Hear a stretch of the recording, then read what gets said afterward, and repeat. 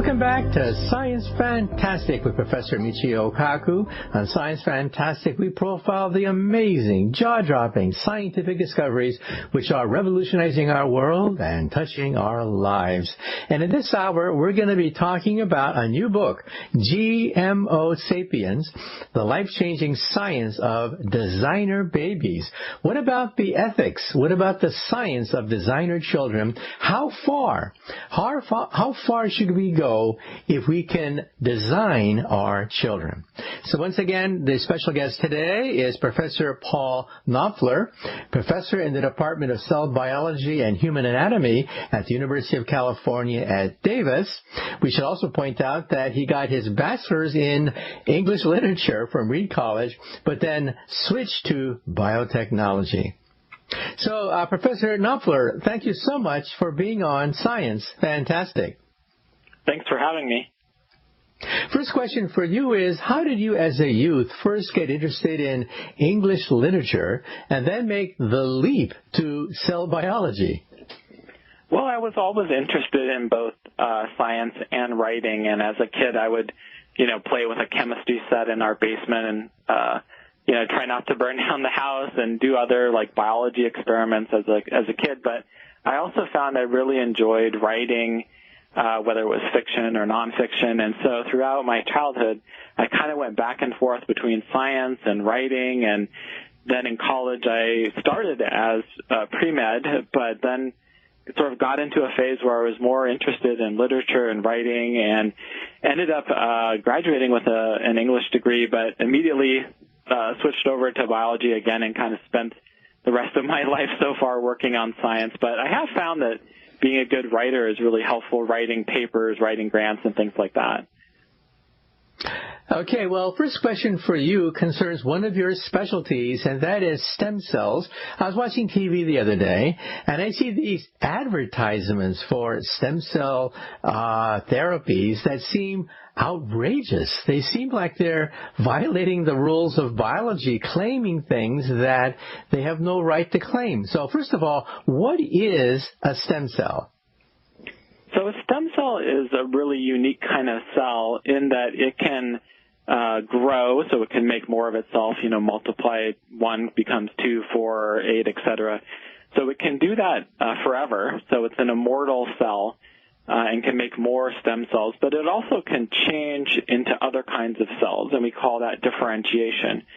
So the most powerful kinds of stem cells can literally make any kind of cell in our bodies, and in fact, that's what happens during development. We all start out as one cell, and then we end up as trillions of cells, and stem cells really drive that process.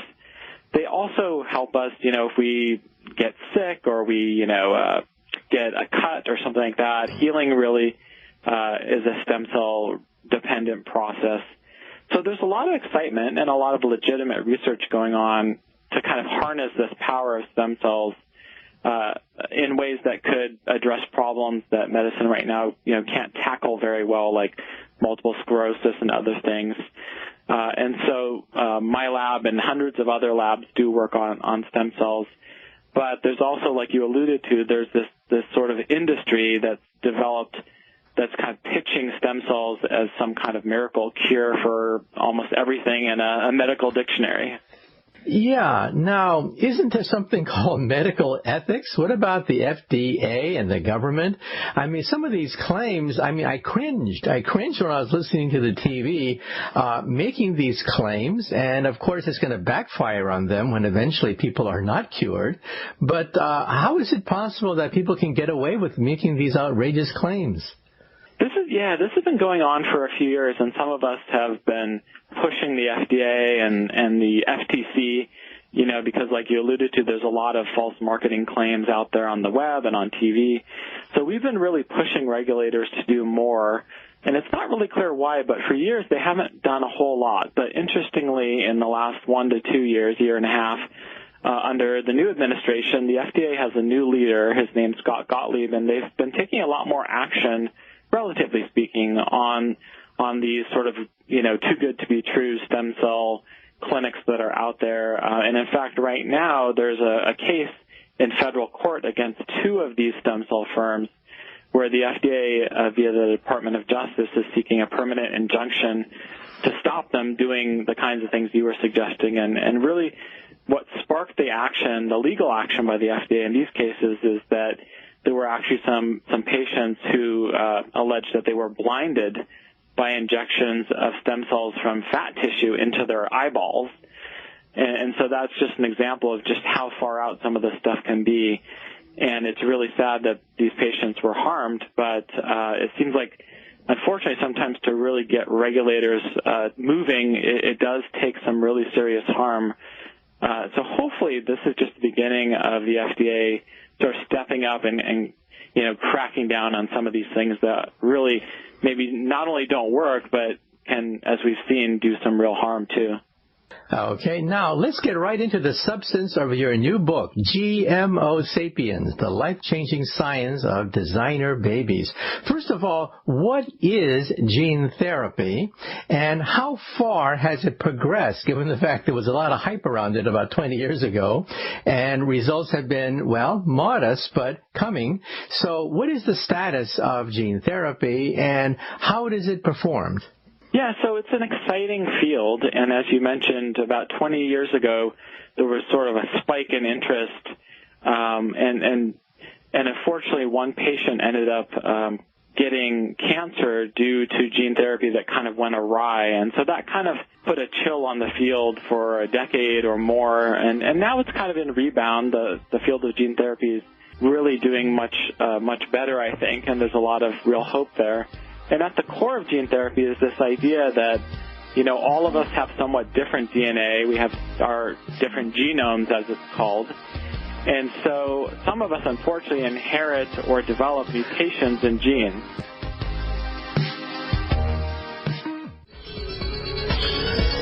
Welcome back to Science Fantastic with Professor Michio Kaku. In this hour, we're talking about designer babies. We're talking about transhumanism. What does it mean if stuff from science fiction can be made into science fact as we begin to tinker with our genes and our genetic heritage? With us today is Professor Paul Knopfler. And when we last left off, we were talking about gene therapy, that is the ability to fix broken genes. So how was that done? Explain to us how it's possible to get a virus to implant a good gene into a cell to replace the bad gene, which could be malfunctioning. Yeah, so the basis of gene therapy is the idea that we can use different technologies, and you mentioned viruses. That's been one way to go to try to go in there and fix faulty genes that oftentimes will cause diseases. A new technology, or at least newer technology, that people are really excited about that works extremely well is something called CRISPR. That's an acronym. And CRISPR is this exciting technology where, as opposed to using viruses, we can instead use essentially like a pair of genetic scissors, a really smart scissors that's almost like a Swiss Army knife, to go into our genome, cut the gene that's defective, and we can essentially force cells in the process of fixing that cut in the DNA to make a desirable change, such as changing a mutated gene back to the wild-type healthy form. So there's really a lot of excitement about how this CRISPR technology can so simply make these genetic changes at the heart of gene therapy. And I can give you an example of how this works so well. In the past, to do gene therapy, to build the research towards fixing a faulty gene, it might have taken years and millions of dollars. And now with this newer CRISPR, again, sort of a smart genetic Swiss Army knife technology, we can really do the same kind of thing in just a few weeks for perhaps only a few $1,000s.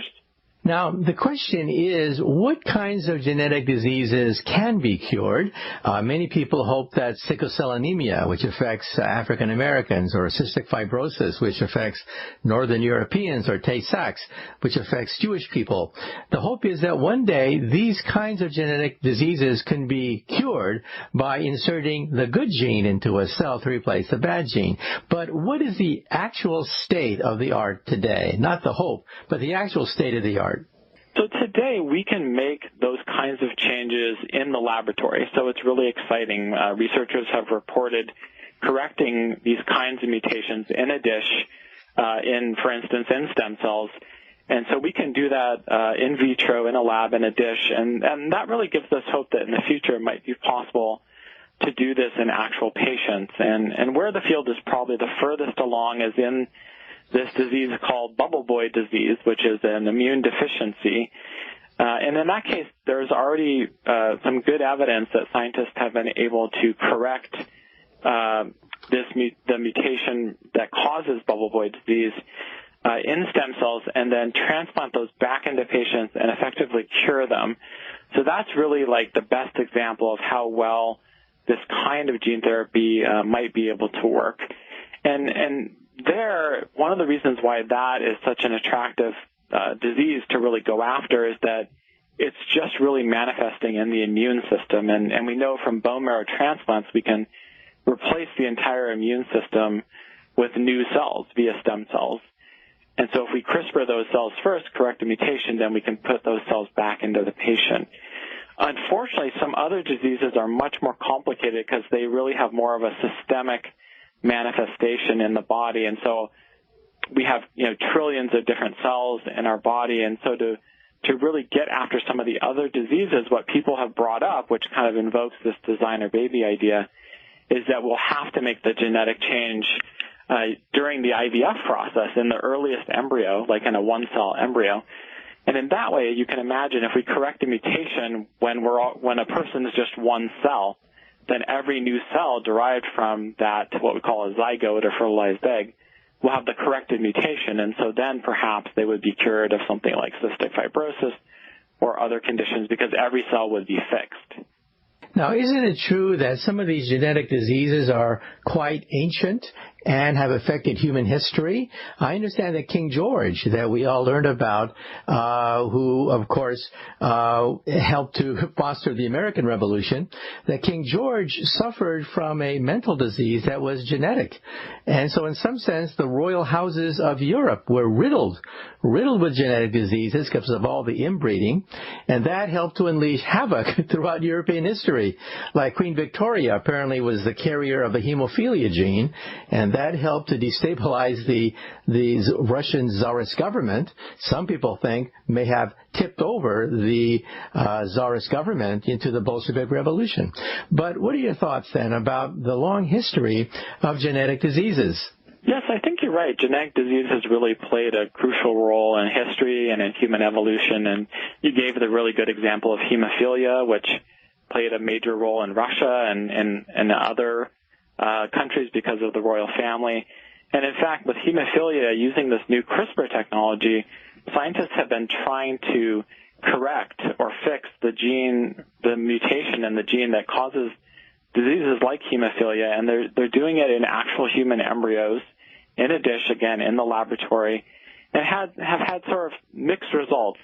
So sometimes when we try to fix a gene, we might fix the gene, but we might cause another DNA change somewhere else.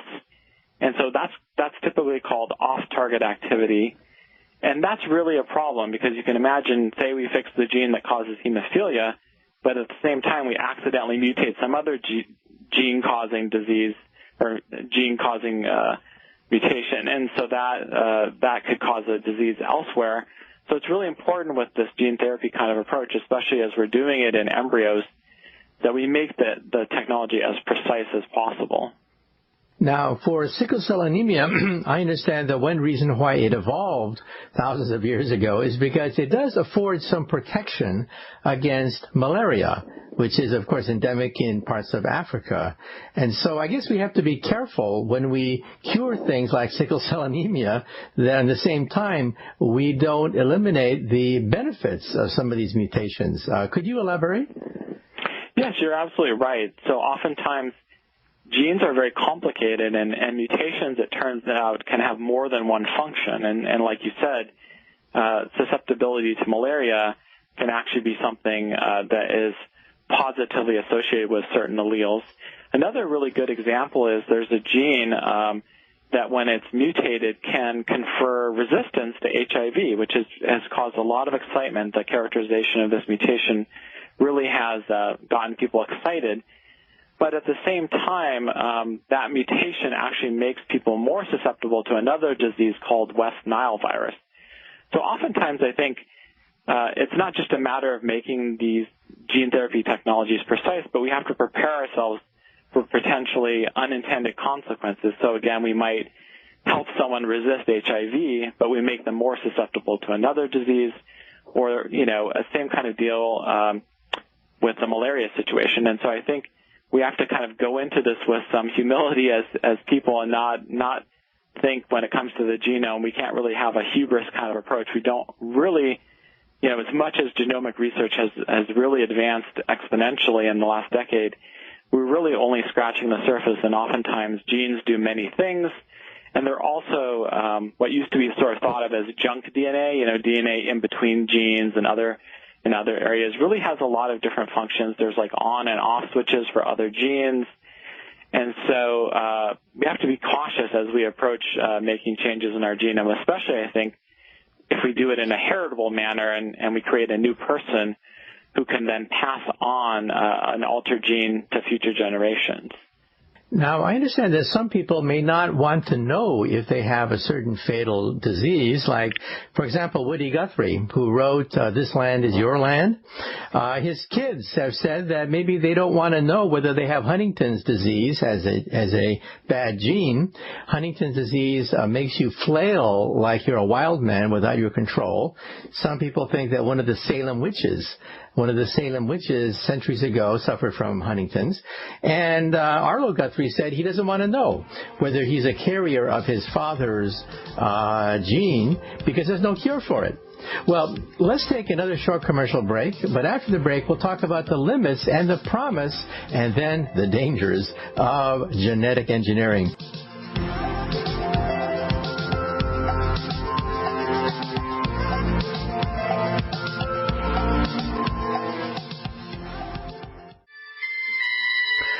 Welcome back to Science Fantastic with Professor Michio Kaku. In this hour, we're talking about the promise and the perils of designer children. What does it mean if one day, just like in a science fiction novel, we can change the genetic heritage of the human race?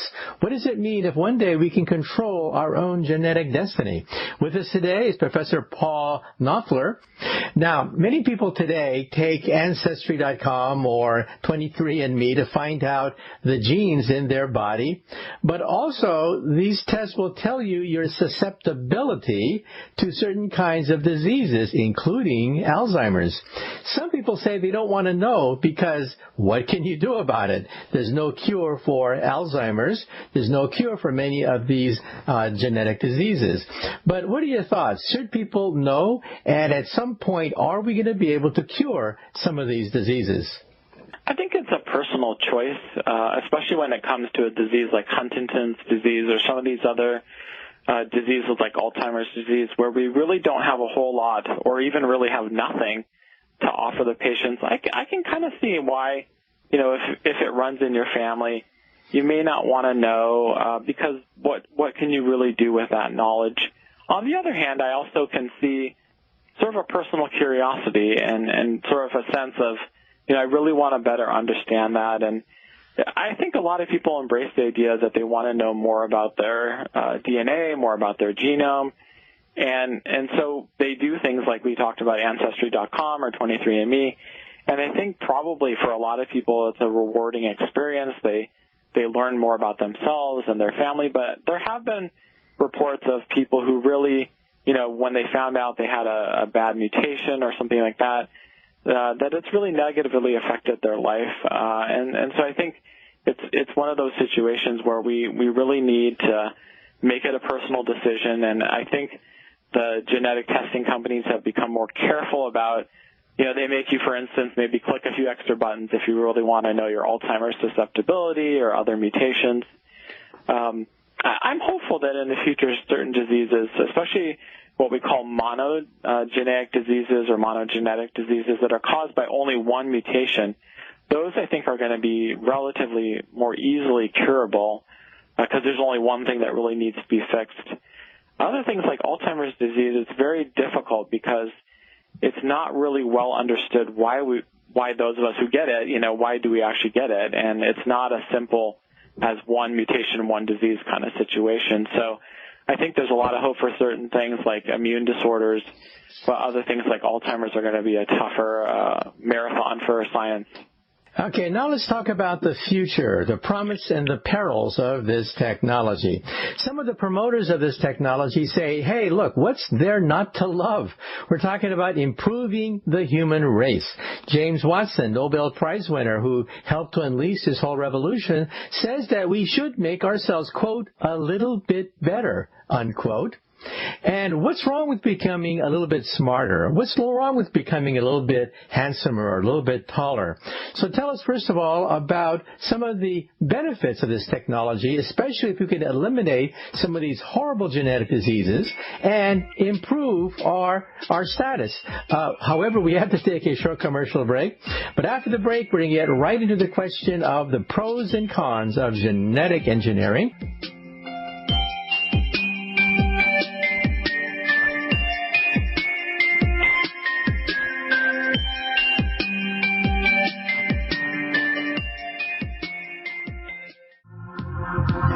Welcome back to Science Fantastic with Professor Michio Kaku, and today we're talking about genetic engineering. How far should we push this technology? Now let's talk about the future, not today, but the future. And the proponents of this technology say that, well, what's wrong? What's wrong with making ourselves a little bit better? What's wrong with eliminating genetic diseases that have haunted the human race since antiquity? What's wrong with making ourselves a little bit smarter, a little bit healthier, a little bit more robust? What's wrong with that? So, Paul, what are your thoughts? I think there's real promise there in the sense of potentially eliminating genetic diseases. So that's kind of on the pro side. Some of these diseases are really problematic, that they've been around for a long time and caused, suffering and deaths. And so I think genetic modification technology could, in theory, be helpful in that regard. I know some patients who really have had, their families have really suffered from these diseases, and they're very enthusiastic about using new technologies like CRISPR to try to eliminate these diseases. At the same time, it's important to point out there's already some existing technology that's proven, and basically it's called embryo screening or pre-implantation genetic diagnosis. And what happens there is that in a fertility clinic, the researchers and doctors there, they'll produce, say, 10 embryos by in vitro fertilization, and say 5 of them have a disease-causing mutation and 5 don't. They're able to analyze the DNA of those embryos. It's really interesting. They can pluck off just a few cells from, say, a 100-cell embryo, test them, and they can figure out, oh, these embryos have the mutation, these don't, and they can implant the disease-free embryos back into the mother-to-be. And in this way, we can avoid diseases like Huntington's. And so that's a pretty good technology already. It doesn't change the genome, so I think it's lower risk. So I think as much as there's promise with genetic modification, we have to keep in mind embryo screening is already very useful. But again, amongst the patient advocacy communities, there is a lot of enthusiasm for this new technology. What about the downside of this technology? For people who read the book Brave New World, we have a world where all children are born in a test tube, and they're basically determined at birth what status they will be in society, the alphas, the betas, the gammas, and they're deprived of oxygen, so they become mentally retarded. And so here the government is in charge of creating a, quote, perfect society by deeming ahead of time who are the leaders and who are the workers in society. So what are your thoughts if governments get a hold of this technology? That is really one of the cons I can see coming up, is that if there's certain mutations that can be made that are considered, they're not disease-causing, they're the opposite. They're thought to lead to so-called desirable traits, better traits, quote-unquote.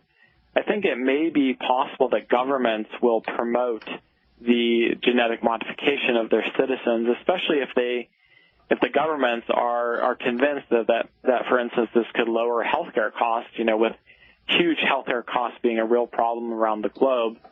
If governments are convinced CRISPRing embryos to make people have a certain healthy mutation, for instance, that that leads to, say, disease resistance, that might be something that becomes more commonplace. I also wonder, in our social media sort of viral video kind of age, if certain genetic changes might become popular. You might see people tweeting about how they had a kid who has a certain genetic change and how great it is. And if they're a celebrity, that could be something that other people want to follow suit on. And so I think to kind of wrap all of that up, we really do have to keep in mind this concerning phenomenon called eugenics, which has been a problem in the past, especially in World War II. But America also has a history with eugenics where people were sort of considered genetically superior or inferior, and I think that was already very problematic. But if we throw into that equation the ability to change our genes, I could easily see how eugenics might crop up again. Well, let me ask you about something that's familiar to everyone, sports. What happens if all of a sudden you root for the team which is better genetically modified to compete against the rival team? Would you pay money? Would people pay money for professional sports to determine which team has the best geneticist? I mean, already we've isolated the Mighty Mouse gene that makes mice muscle-bound. We found a human version of it called the Schwarzenegger gene, which makes humans muscle-bound. So what happens to things like professional sports when it becomes geneticized? And some people think that the Olympics already have formed a committee to study this because it's possible to genetically modify athletes so they can bulk up without having to exercise. They can simply modify themselves genetically. And the question is, would you pay money? Would you pay money to see two teams to compete to see which team has the better geneticist? So, Paul, what are your thoughts about when this ripples through society, including sports? Yeah, I think that is a real possibility because, as you mentioned earlier, there are certain genes already known to make different organisms have bigger muscles. And so we've seen these mice with big muscles. More recently, scientists have produced so-called doubled-muscled pigs that are kind of like the Arnold Schwarzeneggers of the porcine world. They have huge muscles. And we all have, we humans have that same gene that can be tweaked using different genetic modification technologies. So you do wonder if at some point, given the drive for sports and competition, if some people could find the temptation to make a double-muscled person, so tempting that they would go ahead and try to make that happen. And so it really, again, kind of leads to the possibility of sort of a genetic competition between different people and really brings us back to a possibility of eugenics again.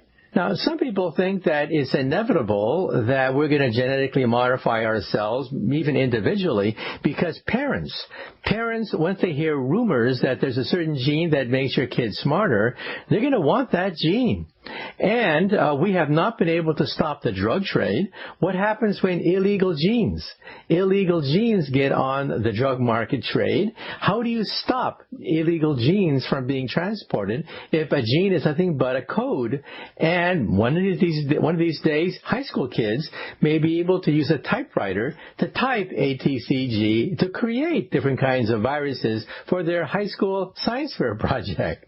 So what happens in the farther future when this becomes commonplace and parents will want these genes even if they're illegal? It's a good question because I think the technology is advancing so quickly, especially the CRISPR technology for genetic modification, and the cost is coming down. There's already, in fact, a CRISPR kit that one can buy online and have shipped to your house, not to modify yourself or your kids, but to modify, I think, yeast it was. But it's just an example of a trend where this technology is really out there already. It's available, it's cheap and affordable. Of course, to try to change a human being is technologically very challenging and risky, but it's not hard to imagine in the next 10 or 20 years that it would sort of get out of the bottle to the extent that it could be tried in a DIY kind of way outside of the tight security of research labs or things like that. So I think especially when it comes to reproduction and becoming a parent, I know people who would probably want to roll the dice to try to have a kid who's better, say, than their neighbor's kid in some way. But when it comes to things like intelligence, it would be very, very tricky, a very dicey kind of approach, because intelligence is probably controlled by hundreds, if not thousands, of genes, and we can't realistically really change that number of genes. Also, again, we know genes have multiple functions, and so, for instance, you might change, if you could change, which is difficult, 12 genes somehow related to intelligence, you might hypothetically make a kid who's smarter, but they might have some kind of mental disorder or some other kind of problem. They might be prone to aggression or depression.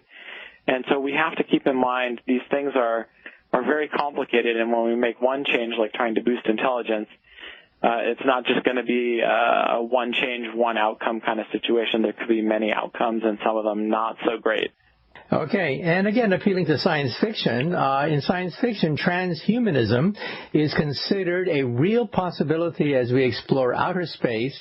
We colonize Mars, go on to the asteroid belt, and we encounter harsh environments where we have different gravitational fields, different oxygen content, and we have to genetically modify ourselves in order to reach out to the galaxy. Now, this, of course, is centuries from now, but what are your thoughts about transhumanism as a way of life, that in the future we may have to modify ourselves if we have to leave the Earth and one day explore the universe? This, of course, is science fiction, but what are your thoughts? Yeah, in researching for my book and also preparing for the TED Talk I gave on designer babies, I actually met and talked to quite a few transhumanists, so people who are already right now embracing this idea of transhumanism.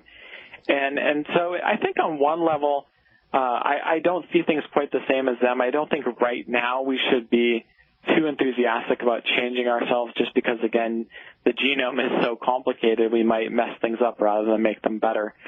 But on the other hand, I think, if there was some kind of global pandemic and genetic modification could make people resist that, say, virus or bacteria, and there's really no other, alternative, I think that might not be something we should entirely rule out.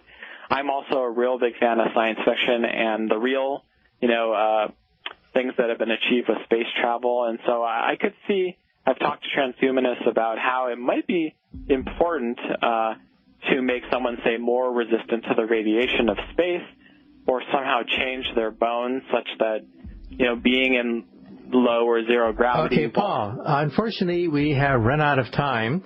Once again, our special guest has been Dr. Paul Knopfler, author of the book GMO Sapiens, The Life-Changing Science of Designer Babies. So, Paul, glad you could be on Science Fantastic. Thanks so much.